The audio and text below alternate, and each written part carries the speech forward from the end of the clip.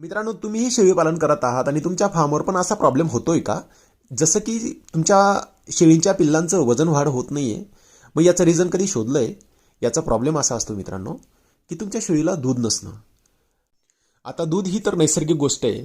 मग तुमच्याकडे एक ऑप्शन असं असू शकतंय, की त्या शेळीचं व्यवस्थित खुराक मॅनेजमेंट करा किंवा चारा नियोजन करा किंवा वेळोवेळी तिला औषधोपचार करा, जेणेकरून तिच्या पोटात ते दूध उतरेल आणि ते पोटात तिच्या दूध उतरल्याने त्या पिल्लाला दूध चांगलं मिळेल आणि त्या पिल्लाला दूध मिळाल्याने त्या शेळीचं पिल्लू चांगलं ग्रोथ करेल. मग तुमच्याकडे जर एवढा खटाटोप करण्यासाठी जर वेळ नसेल तर सिंपल गोष्ट आहे, तुम्ही अशा टॉप क्वालिटीच्या काठवडी शेळ्या खरेदी करा, जेणेकरून त्यांना दूध चांगलं असेल आणि त्यांना जर दूध चांगलं असेल तर जेणेकरून पिल्लांची ग्रोथ चांगली होईल आणि पिल्लांची ग्रोथ जर चांगली झाली म्हणजेच याचा अर्थ तुमचा नफाही चांगला ग्रो करेल.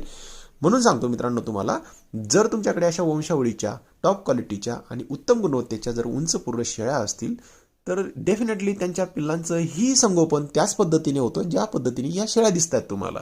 म्हणून मित्रांनो, तुम्ही शेळी खरेदी करत असताना एकच गोष्टीचा विचार करावा, की शेळी उत्तम गुणवत्तेची निवडावी, जेणेकरून त्याच्याकडनं येणारं प्रोडक्शन असेल तेही उत्तम गुणवत्तेचं असेल. आणि जर तुम्हाला अशा टॉप क्वालिटीच्या शेळ्या खरेदी करायच्या असतील तर स्क्रीनवर नंबर दिलेला आहे.